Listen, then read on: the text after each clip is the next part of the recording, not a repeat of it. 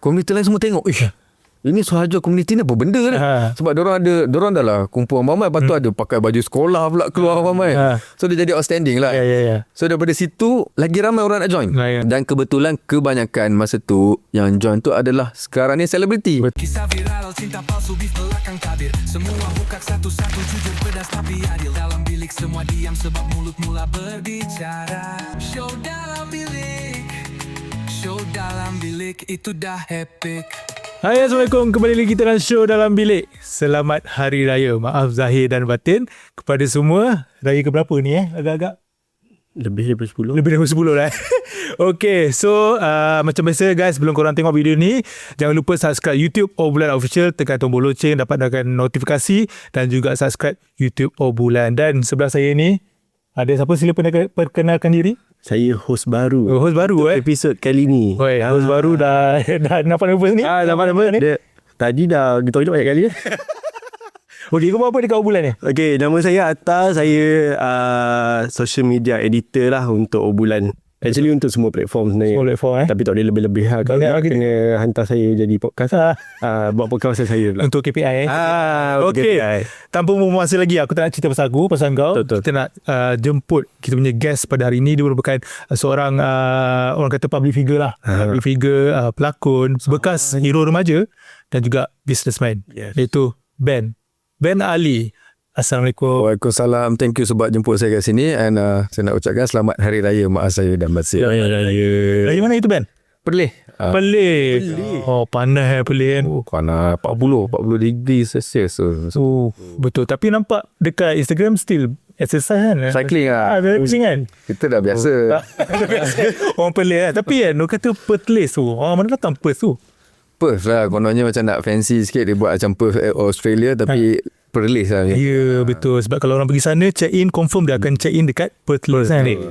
Okay Ben, macam biasalah, macam guys kita sebelum ni, kita nak tahu lebih lagi, sebab orang tahu Ben sekarang ni merupakan owner pada Absolute Bazaar kan. So sekarang ni kalau cakap Absolute Bazaar je Ben, Absolute Bazaar je Ben.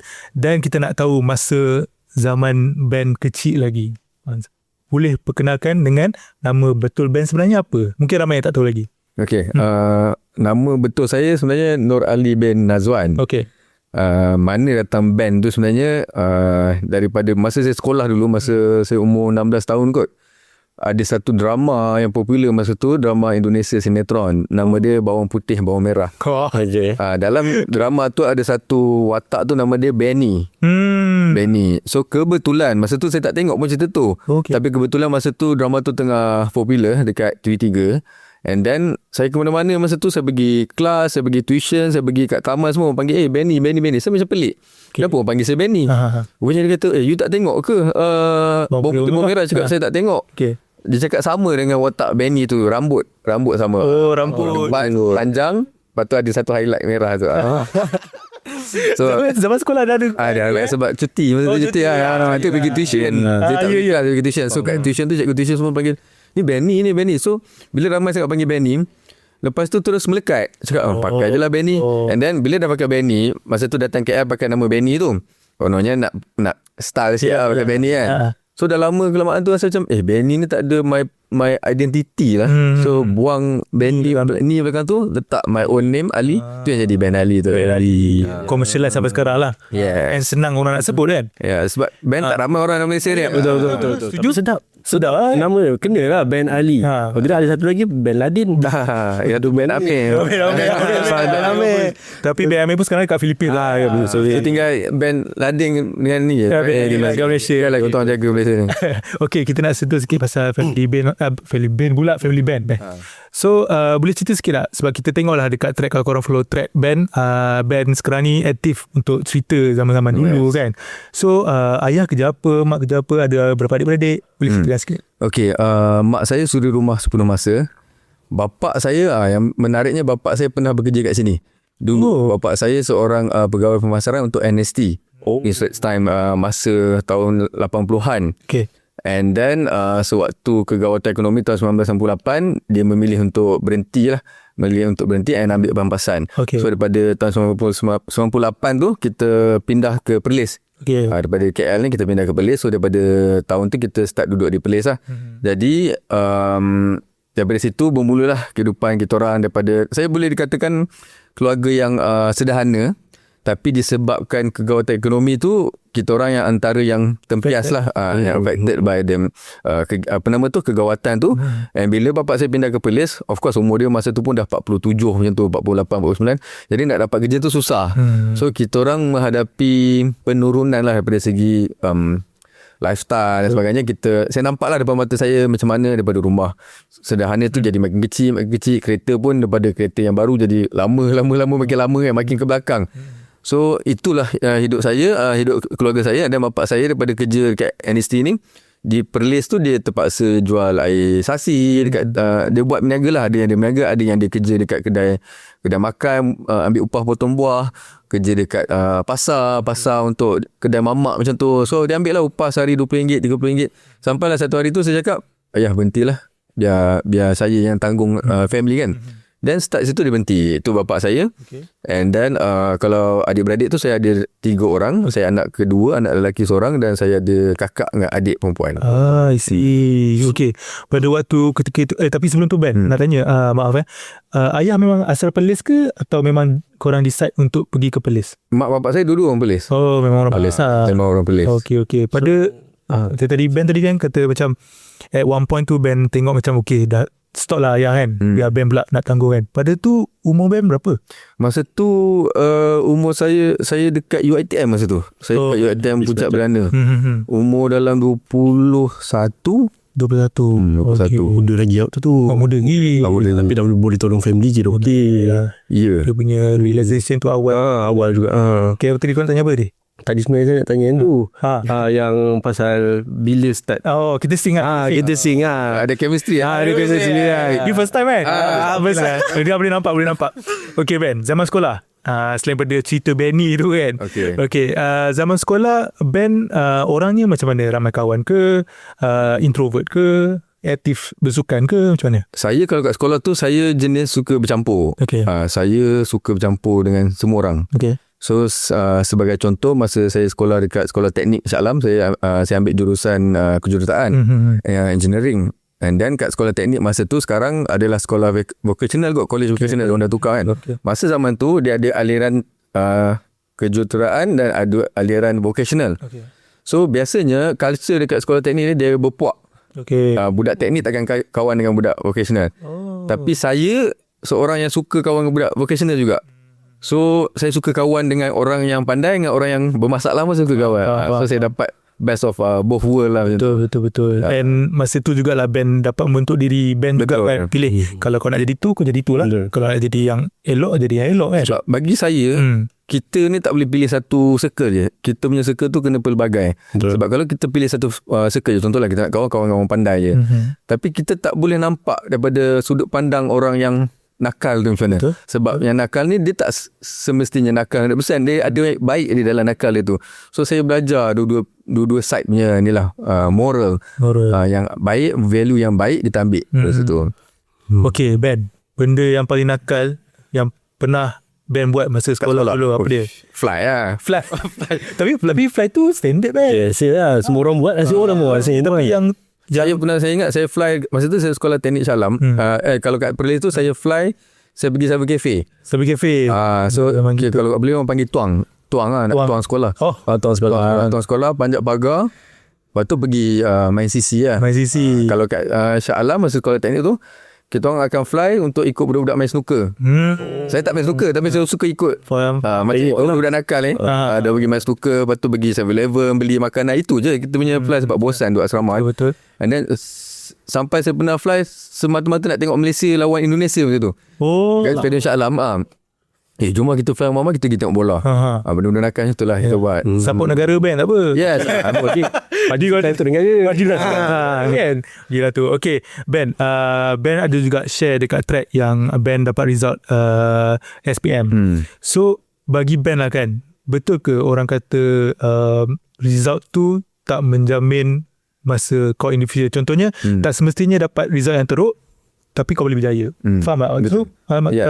Pendapat saya betul. Result SPM tu tak menjamin apa-apa masa depan. Tapi jangan kita menidakkan kepentingan belajar tu.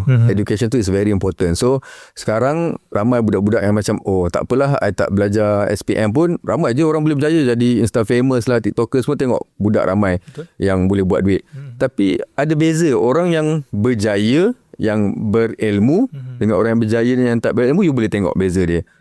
Saya ambil contoh sesimpel saya boleh ambil adalah macam Khairul Amin lah, kita ambil contoh. Dia berjaya tapi berpendidikan. Jadi macam mana cara pembawakannya. Jadi saya tak perlu mention lah siapa yang berjaya tapi tak berpendidikan tu. You boleh bezakan macam mana dia punya pembawakan diri tu. So bagi saya SPM penting, tapi result SPM tu tak mencerminkan apa-apa untuk you punya masa hadapan lah. Sebab SPM ni dia baru kat first step je. Betul. You ada university, you habis grad, you pergi ke degree, degree lepas tu you pergi ke real life.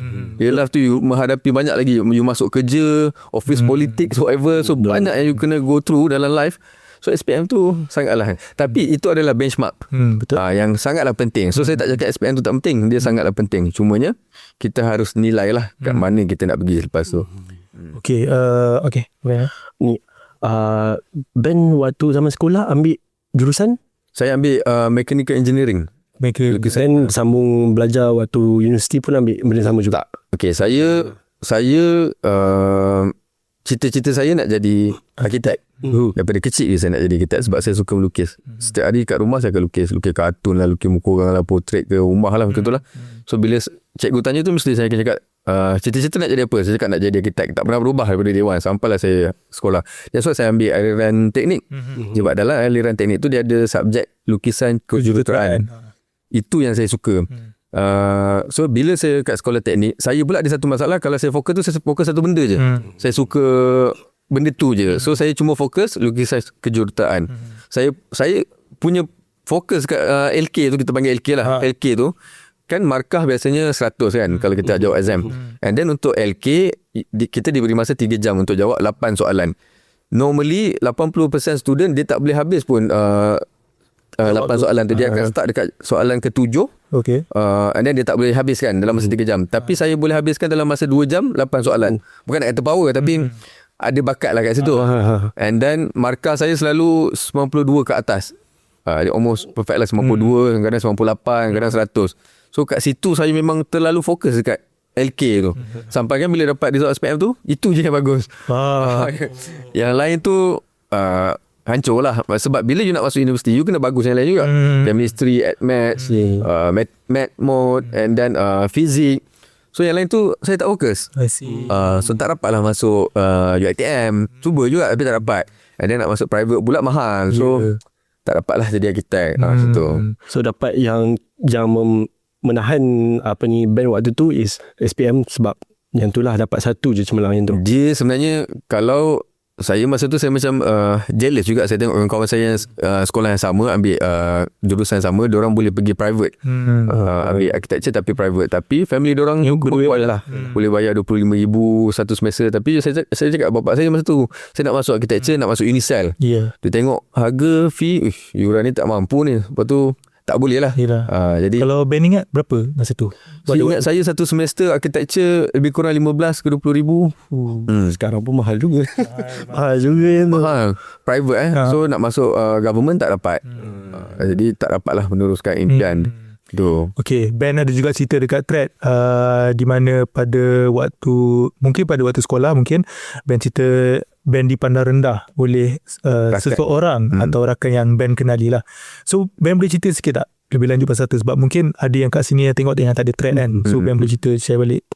So ada satu sahabat saya ni, dia duduk taman yang sama dengan saya. Dia satu sekolah rendah sama dengan saya. Dia satu sekolah menengah pun sama dengan saya. Kelas yang sama, taman yang sama. So kita hari-hari jumpa lah.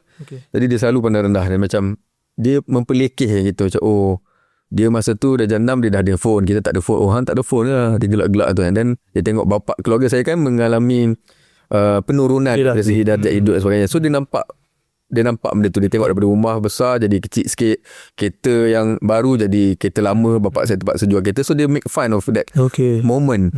Jadi pada saya malu lah, kita budak kan. So kita jadi makin malu, makin kecil, makin kedil kita rasa. Family dia pula makin besar daripada rumah kecil naik rumah besar, bapak dia tukar kereta baru, dia pun makin berada. Jadi dia makin besar tu dia makin kecilkan saya. Saya rasa kecil. Jadi bila satu tahap, tapi saya tak pernah rasa macam berdendam dengan dia ke apa. And then nak jadikan cerita, bila saya pindah ke KL, dah habis sekolah semua, dia berjaya. Dia berjaya. Dia pakai kereta besar, kereta mewah. And then setiap kali dia berjaya tu, dia nak tunjuk kat saya. Dia akan datang, dia purposely jumpa saya macam, jomlah kita beraya ke apa kan. Dia just nak parking, nak tunjuk kereta dia. Sebab saya tak ada benda tu kan. So benda tu daripada sekolah sampai ke habis sekolah pun dia still buat. Bagi saya macam saya tak fikir apa, macam okey lah. Dan satu hari tu saya tanya lagi, hang buat kerja apa? Dia gelak, adalah sebab memang nampak sangat-sangat kaya tu lah, travel dan sebagainya kan. Tapi kita tak tahu dia kerja apa. Jadi lepas tu dah lama macam tu, tak apalah, kita just doakan yang baik kan. Kita tak tahu. Dan nak jadikan cerita, bila saya duduk KL, dia pun duduk perumahan yang sama dengan saya. Kebetulan Allah nak tunjuk tu. Dah lah Perlis duduk tempat yang sama dekat KL, kat Sungai Besi pun dia duduk Sungai Besi juga. Saya selalu nampak dia. Tapi bezanya masa tu alhamdulillah perumahan saya tu lain sikit daripada perumahan dia. And then start dari situ baru dia macam ni sikit. And then yang saya pernah cerita tu, saya cakap adik dia pernah mesej saya nak pinjam duit. Kalau ikutkan saya tak payah bagi pun. Cakap abang kau dah pernah kerja ke apa semua. Tapi dia cakap kenapa? Dia kata dia tengah ada masalah apa semua. Dan saya bagi. Saya tanya abang hang tak bagi ke? Dia cakap tak. Tapi saya tak fikir benda tu, saya bagi je duit tu kat adik dia. Cuma dekat sini saya nak bagi and then sekarang dia terpalit dengan scam lah, maknanya ada money laundering, dia tipu duit orang semua. So cuma pengajaran dia kat sini yang saya teringat hari tu, saya nak fikir macam life kita ni kadang-kadang kita tak tahu kita kat mana. Sometimes kita boleh jadi susah sesusah-susahnya, tapi kita boleh juga jadi senang. And orang yang senang tu tak tahu bila-bila dia boleh jadi susah. So kena sentiasa menghargai and respect. Bagi saya respect lah. Tak kira orang tu kaya ke, orang tu miskin ke, family dia macam apa, kita kena pandang orang tu, tak boleh pandang macam ada darjatnya tu. Itu yang saya cuba sampaikan. Bila seorang itu susah, ujian. Kalau kaya pun ujian je kan. So macam yelah, macam ibarat roda lah. Kadang kau atas, orang bila pun boleh kan. Tapi kadang-kadang apa yang Ben buat, tak semua orang boleh buat. Kadang kita tak tahu manusia macam mana. Kadang-kadang berdendam dengan apa orang buat kat kita kan. Saya tak berdendam dengan dia, cuma saya rasa kesian. Something is wrong dalam so saya harap kalau dia dengar benda ni, saya rasa dia tahu je saya cakap pasal dia. So kalau dia dengar benda ni, berubah lah. Bagi saya macam kena ubah lah diri tu. Macam tu lah. Okay Ben, after tadi Ben share dapat SPM result kan, lepas tu apa plan Ben masa tu? Nak terus bekerja ke? Macam nak sama belajar dekat swasta pun memang mahal apa semua kan. So plan Ben apa lepas tu? So masa tu bila saya tak dapat buat course architecture tu, saya merajuk setahun. Saya merajuk dengan family lah. Sebab saya salahkan family. Budak kan, umur 17. So masa tu saya sekolah kat teknik insyaAllah. Family saya kat Perlis. Jadi saya tak nak balik Perlis. Cakap saya tak nak balik Perlis, saya nak duduk KL. Tak balik. And then sampai raya pun saya tak nak balik. Sebab saya tak nak hadap family saya, parents saya. Sebab saya rasa kenapa hidup saya macam ni. Kawan saya yang tak pandai tu pun dia bayar orang kat sekolah, dia boleh bayar untuk orang buat dia punya assignment. And dia boleh dapat result yang bagus, and dia boleh masuk ke private university untuk ambil architecture. And dia keluar jadi arkitek. Tapi saya memang daripada kecil, and then lukisan kejutaan pun saya score 100%. Saya tak bayar orang, saya buat sendiri. Tapi saya tak boleh dapat benda tu. So saya rasa macam dunia ni tak adil. And then kenapa keluarga saya tak boleh mampu. So saya tak balik kampung. Sampai 1 tahun tu kakak saya lah, dia apply dengan saya. Dia apply dengan saya, cakap dah lah, kesian kat ibu dengan ayah. Akak dah apply UiTM ni, UiTM Puncak, UiTM Macang. Pergilah. Saya pergi. Saya pergi jurusan business management, pengurusan perniagaan. So saya pergilah kat Macang 1 semester. Tapi disebabkan tak minat masa tu, tak belajar lah betul-betul. Masuk 1 semester, dan kena kick. Saya banyak main lah dekat Macang tu. Almost 2 minggu sekali saya balik KL. Itu sebab duk fikir nak balik KL je. So saya kena kick daripada UiTM Macang tu. Bila saya kena kick daripada UiTM Macang, saya balik KL. Bila kena kick daripada Macang pun balik KL, tak boleh pun balik KL. Balik KL, and then duduk rumah bujang kan. And then kawan saya ni dia nak apply UiTM Puncak Perdana. jurusan filem, teater. Dia kata Ali Ben jom lah, aku nak apply teater ni. Dia cakap jom lah. Saya pun apply, ikut dia kan. Apply, pergi audition, saya dapat, dia tak dapat. Betul. Lepas tu saya pergi, masuklah UiTM tu. Habiskan diploma film, teater and animation UiTM Kecap Perdana Shah Alam. Okay Ben, maaf kalau nak tanya masa setahun tu kan, sepanjang setahun tu parents Ben tak ada cuba untuk like pujuk atau macam mana cakap communication you guys, macam mana masa tu? Memang tak kontak langsung ke macam mana? Kontak saya, dia kontak je, ada je kontak. Cuma saya lah yang macam berontak sikit kan. Macam tak nak balik, tak nak dengar cakap orang. Tapi bagi saya biasalah, budak muda, you ada macam perangai rebellious sikit kan. So lepas tu bila kakak saya pujuk tu, saya macam okey lah.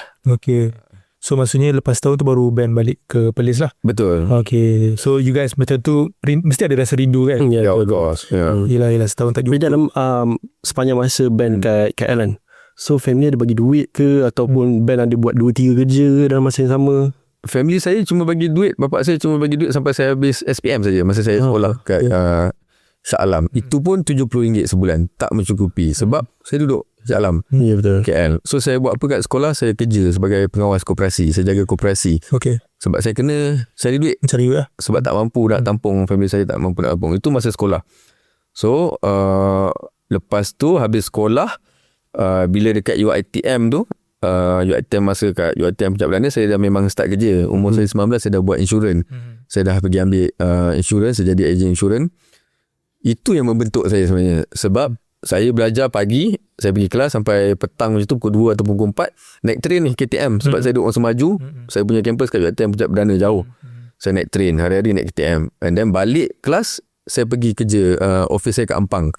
Office bos saya lah. Masa tu saya buat insurans. Saya belajar lah, saya buat insurans. Saya hari-hari saya pergi jumpa orang macam mana nak jual insurans. Sebab budak umur 19 jual insurans. You kena ambil exam. And then lepas saya buat insurans, saya buat investment.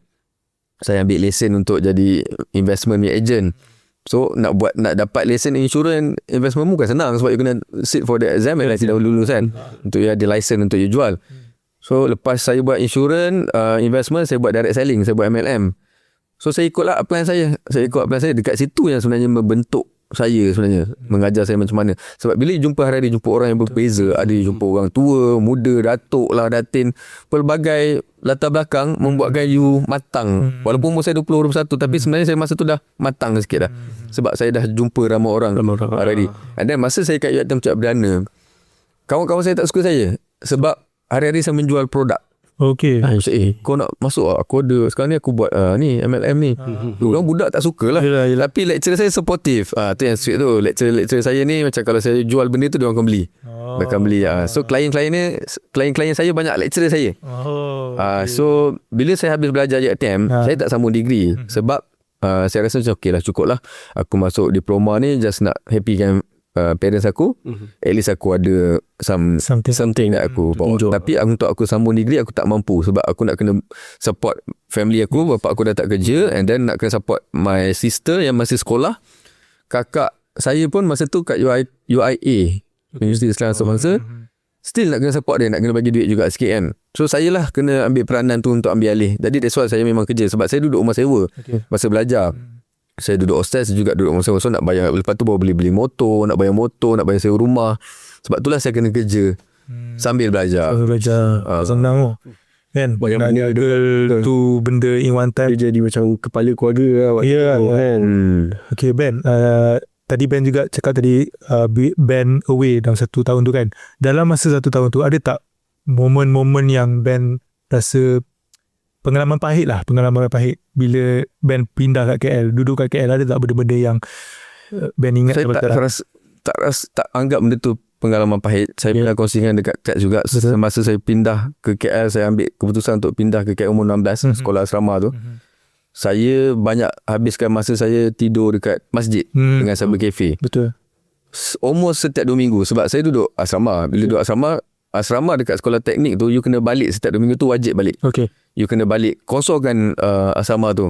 Jadi saya pun kenalah balik. Tapi saya tak ada rumah family untuk saya pergi. Ada je family mak saya, bapak saya, adik-beradik yang duduk. Tapi saya tak nak kacau diorang. Jadi apa saya buat, saya bawa bag saya. Dalam bag saya ada macam towel, ada baju, ada beruk gigi, ada kain pelikat. Saya bawa, saya pergi tidur kat masjid. Saya pergi tidur kat masjid 2 hari. Setiap 2 minggu saya pergi tidur. Semua masjid kat KL ni saya dah tapau. So saya nampak masa umur saya 16 tu saya buat tu. Maknanya saya tengok macam mana orang bermusafir. Orang sebenarnya ramai orang tidur masjid. Okay. Yang perantau yang datang pada jauh, tak ada rumah sewa, tak ada duit nak ambil rumah sewa, semua tidur masjid. Termasuklah saya. Saya tidur masjid. Pukul 6 pagi, 5 pagi azan subuh, semua akan bangun, mandi, gosok gigi, semayang, and then diorang pergi kerja. Ramai sebenarnya yang bekerja tak ada rumah, duduk masjid. Sampai sekarang pun saya percaya masih ada orang buat tu. Mungkin sekarang ada yang tidur dalam kereta, tapi masjid tu memang ni lah. Cyber cafe, kalau saya ada duit lebih, saya bayar sisi RM2. Saya tidur atas sisi sebab sisi ada aircon. Ada aircon. Sejuk lah tu kan. Selesa sikit. Saya tidur atas dia tu. Yelah. Cakap pasal sisi kan, Ben kan. Ben pernah lalui zaman MySpace. Betul. Okay, MySpace kan. And Ben merupakan seorang presiden untuk satu komuniti ni, grup. Dia Sahaja. So Sahaja ni memang famous lah. Masa zaman kita lepak. So sama zaman kita tu. Zaman kita. So untuk pengetahuan korang, aku kenal Ben. Tapi aku tak ada opportunity untuk like borak, sit down together kan. So after aku rasa berbelas tahun baru aku jumpa balik Ben ni, podcast ni. So apa nama ni, Ben ni merupakan seorang orang kuat lah komuniti kan. So Ben nak tanya Ben kan, macam mana wujudnya idea untuk buat komuniti yang mengumpulkan orang every weekend kena turun KL? So cerita dia bermula di Perlis sebenarnya. Okay. Kan tadi kan saya kan suka ponting sekolah. Fly. Pergi ke CC lah. Fly pergi ke CC. Adik-adik jangan ikut mangan ni pergi CC. Okay. So saya punya perangai pula, orang bila pergi CC diorang suka main game. Diorang suka main FIFA lah, Red Alert lah masa tu zaman tu. Saya tak suka main game, saya suka main social media masa tu. Saya bermula dengan Friendster. So seronok main Friendster ni. Lepas Friendster adalah MySpace. So saya antara beberapa orang pertama yang explore MySpace. So bila kita banyak habis masa kat CC, ada budak ni beritahu saya, ada benda baru ni, fresh. Nama dia MySpace. Oh ya ke? Apa yang beza dia? Dia kata, ini boleh buat page, boleh letak background, boleh letak lagu. Interesting. So beberapa hari bila MySpace tu launch, saya dah main dah MySpace. Kita dah main MySpace, kita buatlah profile. Okay. Tapi saya kat Perlis masa tu. So masa tu wujudnya grup-grup ataupun Instafamer dekat KL. Dah adalah macam geng-geng yang hot stuff. So saya orang biasa je daripada Perlis yang bercita-cita nak ke KL. So bila salah satu sebab saya pergi ke KL tu, saya apply dekat CC juga. So cerita dia macam mana saya boleh pergi ke sekolah teknik tu. Sebab main CC, kawan saya apply, dia kata habis PMR, dia kata aku nak apply sekolah teknik lah. Dia cakap okay. Dia nak apply, dia ambil teknik daripada Perlis tu, dia apply jauh. Dia kata aku nak ambil Penang. Saya pula nak lawan dia. Cakap hang ambil Penang tak apa, aku ambil lagi jauh. Tapi tak ada niat pun nak pergi sebenarnya. So saya cakap saya ambil Shah Alam. Saya apply lah. Saya apply Shah Alam. Tiba-tiba sampai surat. Dia dapat, saya dapat. Aku dapat sekolah teknik Penang ni. Saya cakap aku pun dapat. So Ben menang lah. Sekolah teknik Shah Alam. Saya bagi tahu bapak saya tak nak bagi. Janganlah ni jauh, siapa nak jaga ni semua. Saya cakap ayah, trust me, bagi saya pergi. Saya nak hidup berdikari, saya nak try sekolah kat Shah Alam. Dia mula lihat juga nak bagi. Lalu dia bagi juga. Okay, so itu. And then bila saya kat sekolah teknik Shah Alam pula, yang tadi sama yang relate dengan cerita CC tu, setiap 2 minggu saya akan keluar pergi main CC kan. Bila main CC, MySpace dah ada. So dah ada lah hot stuff masa tu. Hot stuff masa tu adalah ramai. Antaranya yang saya boleh ingat, Nabil Mahir, husband ada jebat dia 17 magazine masa tu. Siapa masuk 17 magazine ni kira hot lah. Buka baju dekat Sawi Legun kan. Sawi Legun. Adalah ramai saya tengok. Saya pun macam best ni diorang ni.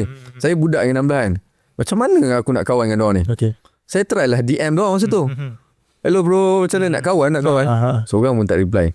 Sebab yalah, siapa kita kan, kita tak famous semua. Saya DM ramai juga, saya inbox ramai juga, tapi tak ada siapa yang respon lah. So okay lah, nak jadikan cerita, habis sekolah tu wujudnya banyak grup community dekat KL, especially KLCC masa tu. Dia bermula sebenarnya dengan cerita ada apa dengan cinta. Ada apa dengan cinta tu, diorang main SLR. Satu kan ada cerita pasal kamera. So dekat KL ni penuh lah budak kat KL tu semua pakai SLR. So saya masa tu tak ada kawan. Saya cuma housemate, roommate saya adalah kawan pelis saya juga. Roommate lah, bukan housemate, roommate. So setiap kali kita orang keluar, kita orang tengok komuniti ni berkumpul. Oh, sini lepak depan KCC, ni lepak depan PV. Kita orang 2 orang je. Lepas tu kita macam, macam mana kita nak join komuniti ni ya? Diorang tak offer kita, takkan kita nak pergi tiba-tiba ni. Kau inbox orang pun tak reply. So macam mana? Lepas tu macam, masa tu naik bas rapid nak balik Ampang. Naik bas rapid, cakap, kita buat komuniti kita lah. Cakap, and then nak bagi nama apa? Sahaja. Sahaja tu tak ada pun. Tapi masa kat sisi tu, masa tengah nak buat nama tu, saya tukar nama saya daripada Benny tu, letak Benny Sahaja. Lepas tu saya cakap kawan saya, Amir, hang tukar nama hang letak Amir Sahaja. Amir Sahaja. So lepas tu dia kata takkan 2 orang kan? Betul juga, takkan komuniti 2 orang. Betul. Apa saya buat, saya ajak kawan-kawan sekolah saya. Tapi saya pilih konon-konon yang macam hot stuff. Select. So ramai masa tu. Antaranya Fifi Azmi. Fifi Azmi antara yang reply saya lah kat masa tu. So yang mana nampak macam hot sikit, saya ajak. Cakap, you tukar ajak nama you. Belakang tu, so Fifi jadi Fifi Sahaja. Sahaja tu bold kan. Besar capital letter. So and then yang lain pun tukar. So dalam masa 1 hari tu, dia jadi dekat 15 orang sahaja. Banyak. Banyak ni. 15 orang dah hadir ni. Semua influencer semua dah lawa. Yelah. Lepas tu dah ada ni. Lepas tu apa next? Gathering. Sebab kan semua orang gathering. Buat gathering kan.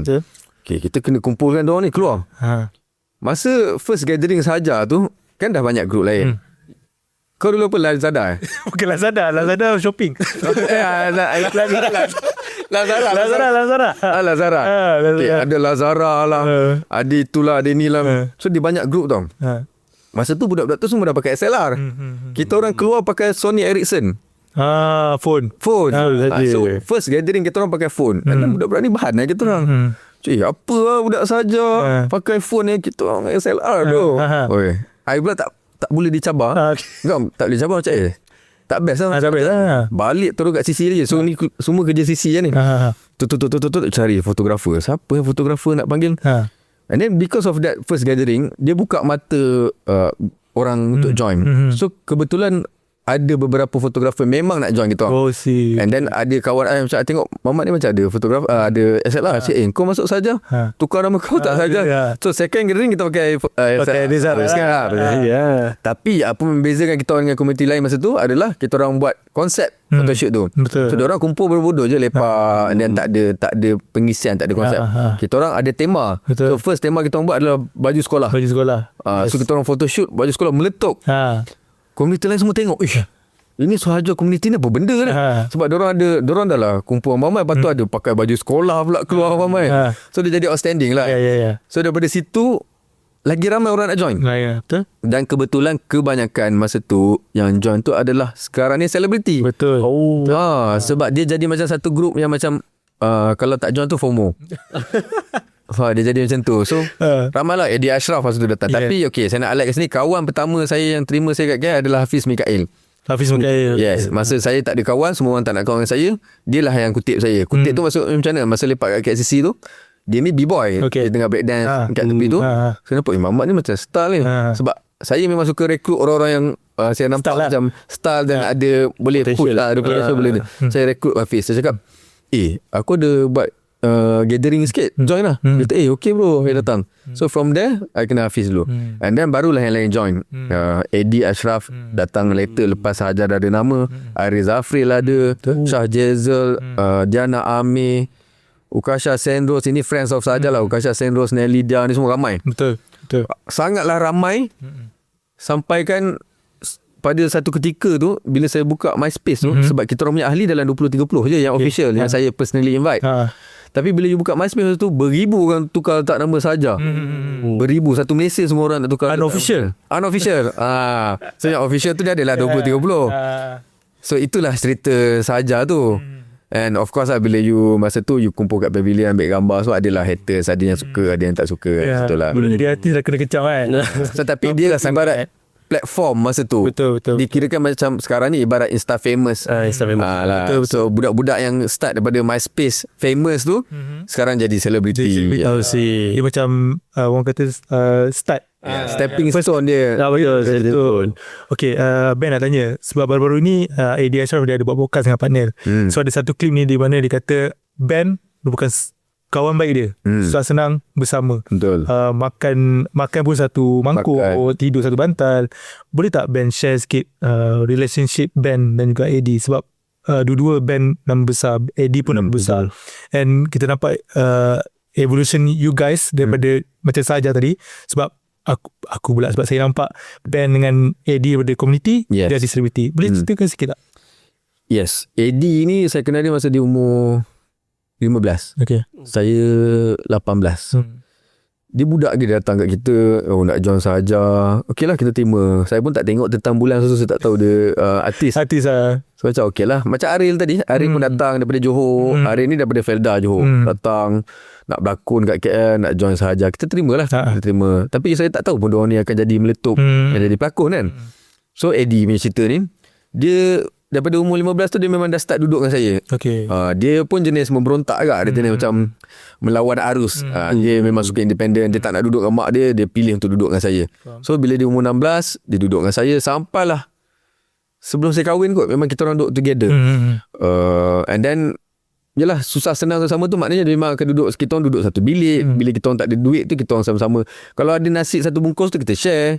Itu je kita mampu. Kalau ada duit RM10 tu, kita split. Seorang RM5. Yes. Macam tu lah life kita selama kita orang susah senang sama-sama tu, struggle kat KL. Macam mana nak struggle lah, nak membesar, nak survive dekat KL. Sampailah masing-masing pun Alhamdulillah lah. Macam saya, Alhamdulillah, Eddie pun Alhamdulillah, dia pun kat mana sekarang. Ariel pun Alhamdulillah. Salah seorang yang berjaya juga, friends of Sahaja pun, El Azman, El Rah punya owner pun, kita orang punya group juga dulu, fotografer. So ramai yang dah berjaya daripada susah.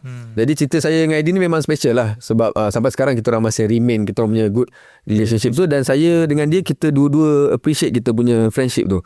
Bagi kita orang, friendship kita orang ni value dia sangatlah tinggi. Tak ada siapa boleh cuba pecahkan kita lah. So kita memahami each other. And bonding kita tu sangat strong. Maybe sebab kita orang dua-dua pun Virgo kot.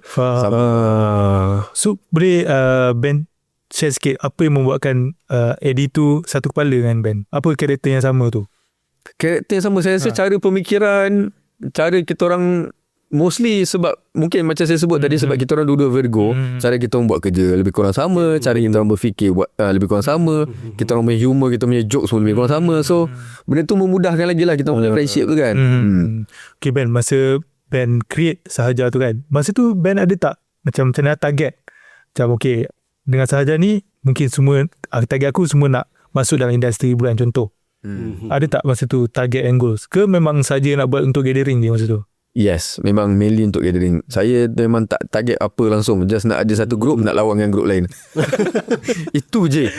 Itu je dia menang lah. tak adalah nak kita menang. Jadi objektif kita masa tu adalah itu. And then always kita fikir macam kita nak jadi different than group-group lain.